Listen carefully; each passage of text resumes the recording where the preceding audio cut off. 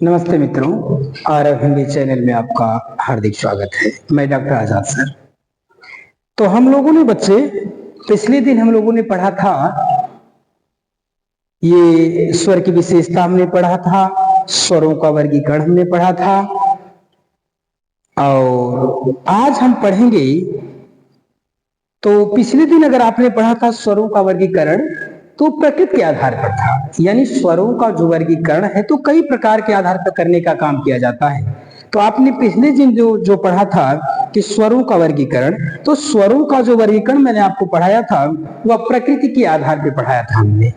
तो स्वरों का वर्गीकरण प्रकृति के आधार पर दो तरह से होता है, मूल स्वर और संयुक्त स्वर। आज हम आपको पढ़ाएंगे स्वर का ही वर्गीकरण, परंतु वह मात्रा एवं कालानुसार। मात्रा एवं कालानुसार। आज हम आपको पढ़ाएंगे कि जो स्वरों का वर्गीकरण है तो कई प्रकार से हुआ। एक जगह आपने पढ़ा कि स्वर का जो वर्गीकरण होता है वह दो प्रकार से होता है, वह लेकिन प्रकृति के आधार पे था। अब आज हम आपको पढ़ाएंगे कि जो स्वरों का वर्गीकरण होता है मात्रा एवं काल के अनुसार।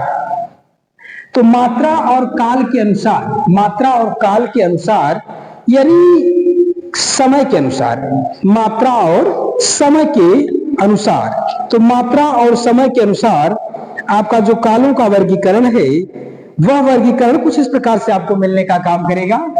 तो कहता है कि मात्रा और काल के अनुसार जो स्वरों का वर्गीकरण है वह तीन प्रकार से करने का काम किया गया है। पहली बात कहता है कि स्वरों का वर्गीकरण मात्रा एवं काल के अनुसार, यहां आप लिख लो कि स्वरों का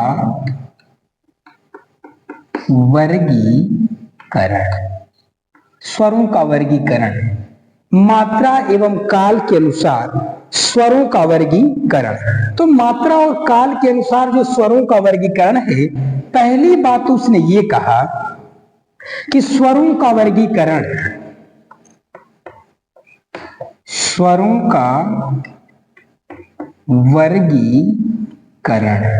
कहता है स्वरों का वर्गीकरण तीन प्रकार से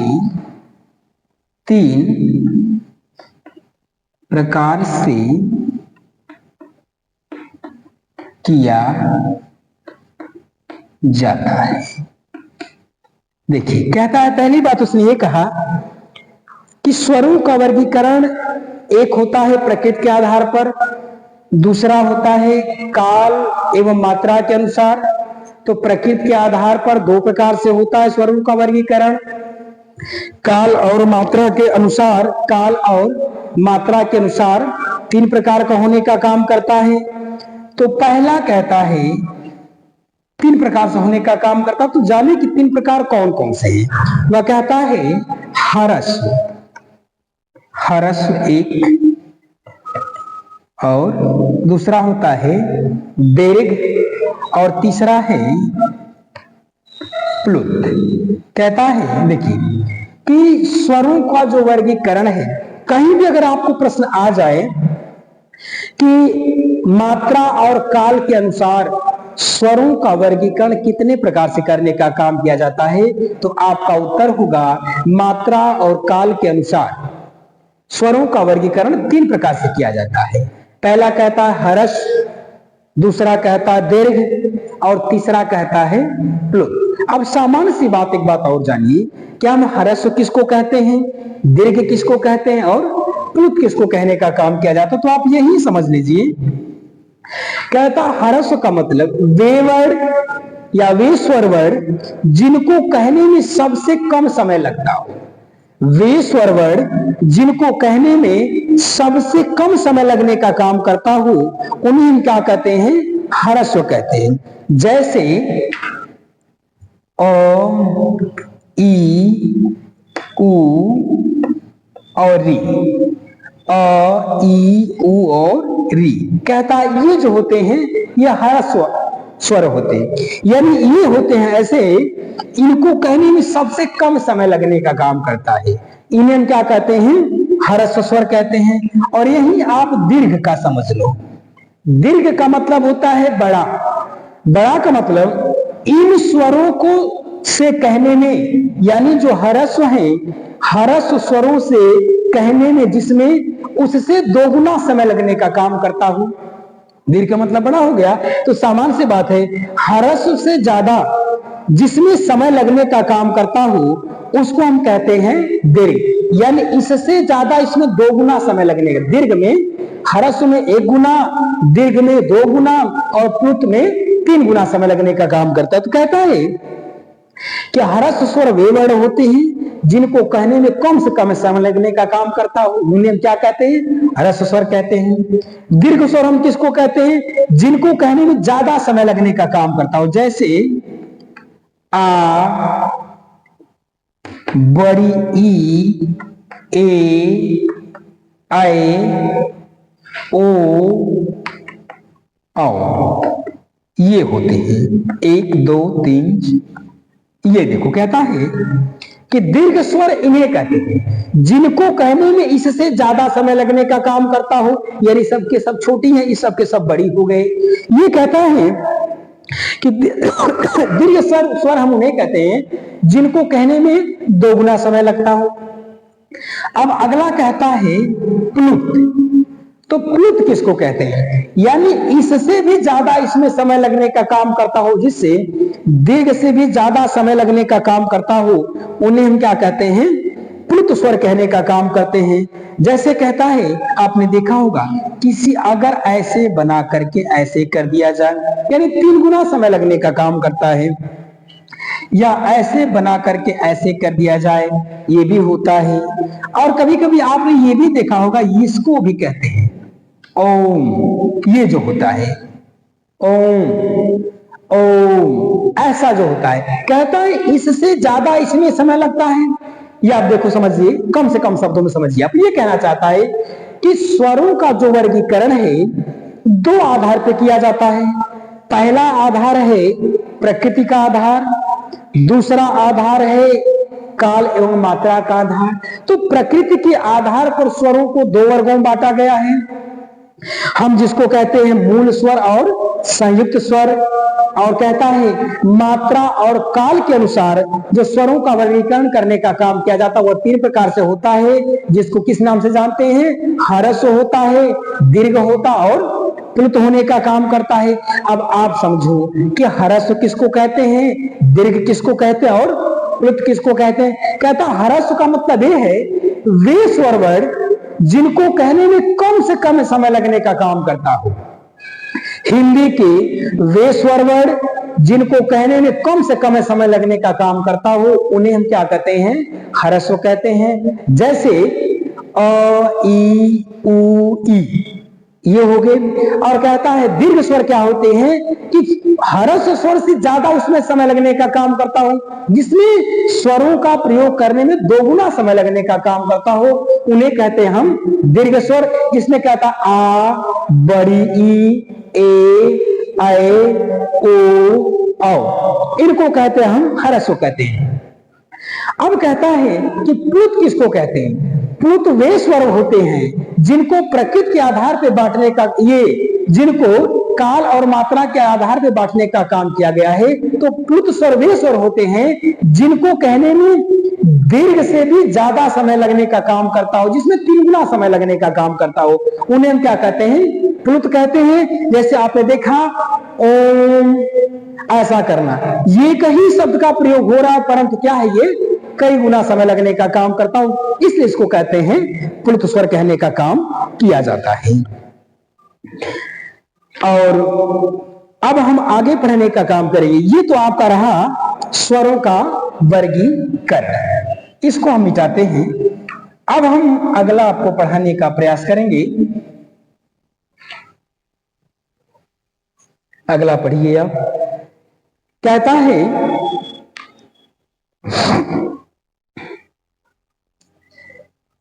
अनुनासिक के अनुसार स्वर वर्ग।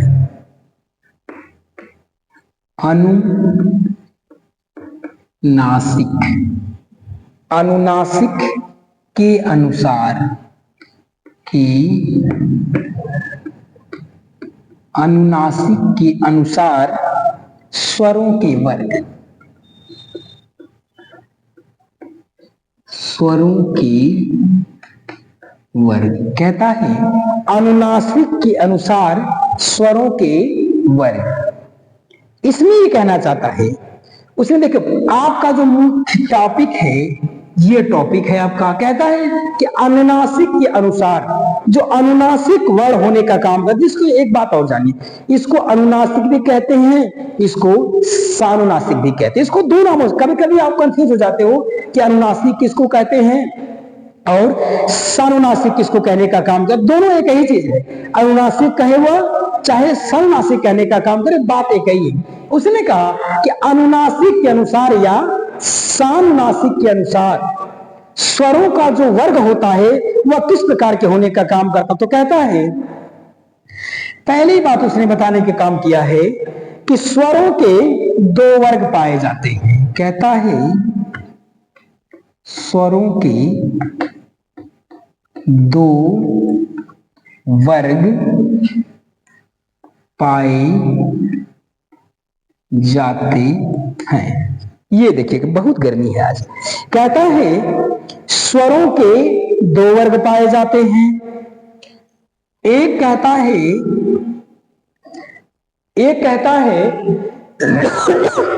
अनुनासिक या सानुनासिक या सानुनासिक, अनुनासिक या सानुनासिक। दूसरा कहता है अनुस्वार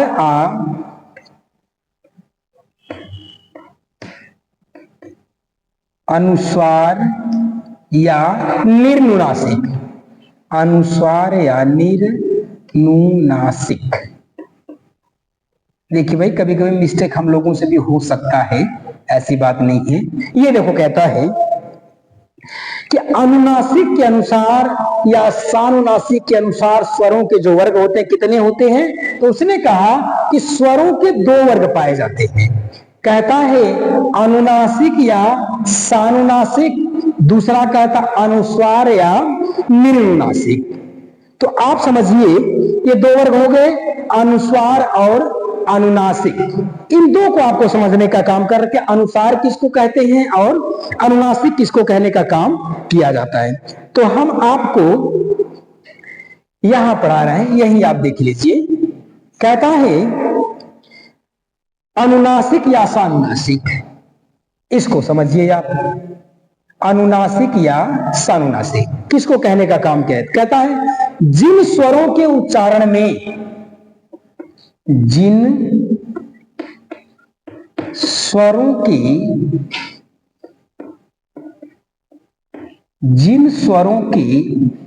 उच्चारण में मुख और नासिका, कहता है जिन स्वरों के उच्चारण में मुख और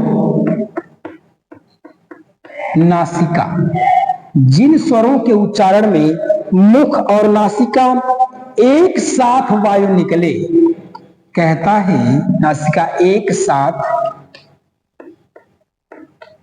वायु निकले, इन्हें कहते हैं। पहली बात उसने ये कहा कि जिन स्वरों के उच्चारण में मुख से और नाक से एक साथ हवा निकले उसे कहते हैं। दूसरी बात कहता है कि स्वर अनुनासिक होते हैं, स्वर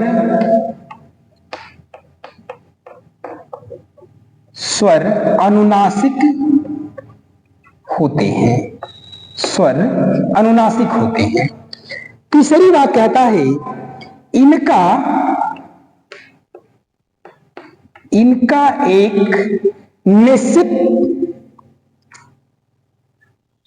एक निश्चित चिन्ह होता है, इनका एक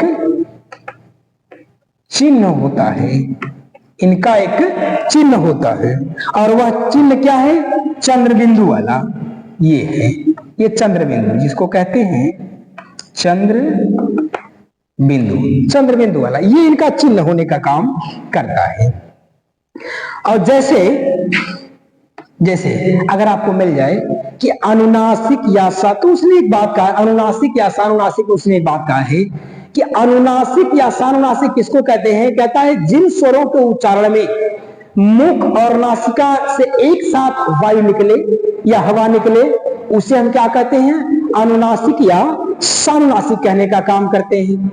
दूसरी बात कहता है हर स्वर हमेशा अनुनासिक होने का काम करता है और इनका एक निश्चित चिन्ह होता है और वह चिन्ह क्या होता है? चंद्र बिंदु वाला। जैसे अगर लिखने में आपको मिल जाए तो आप कर सकते हैं उसको, जैसे कहा जाता है चांद, गांव, गांव, कुआं, कांच, ये इसको हम कहते हैं। ये देखिए है, ये अनुनासिक के अनुसार स्वरों के जो वर्ग हैं वह दो होते हैं, जिसको हम इस तरह से देखने का, यानी उसके कहने का मतलब ये है अनुनासिक या सानुनासिक में जिनके ऊपर चंद्र बिंदु मिल जाए, जिनके ऊपर चंद्र बिंदु मिल जाए उन्हें हम कहते हैं सानुनासिक या अनुनासिक कहते हैं, और जिनके ऊपर केवल बिंदु मिल जाए उन्हें निर्नुनासिक या अनुस्वार कहने का काम करते हैं। इतना आपने समझा। अब आगे आप समझिए, ये तो आपका रहा निर्नुनासिक, ये सानुनासिक या अनुनासिक। और अगला कहता है अनुस्वार आ या निर्नुनासिक। अनुस्वार को देख लीजिए, यहीं पर यहीं से देख लीजिए, अनुस्वार के विषय में समझिए। कहता है अनुस्वार व्यंजन होते हैं, अनुस्वार व्यंजन होते हैं। देखो जितने भी व्यंजन होते हैं सब के सब अनुस्वार होते हैं, और जितने स्वर होते हैं ये सब के सब अनुनासिक होते हैं। कहता है अनुस्वार व्यंजन, जितने भी व्यंजन हैं सब के सब क्या है? अनुस्वार है। इनमें नाक से हवा बाहर होती है, इनमें नाक से हवा बाहर होती है, इसमें नाक से हवा बाहर होने का काम करती है। तथा मुख द्वारा, इसी में लिख लो, तथा मुख द्वारा अवरोध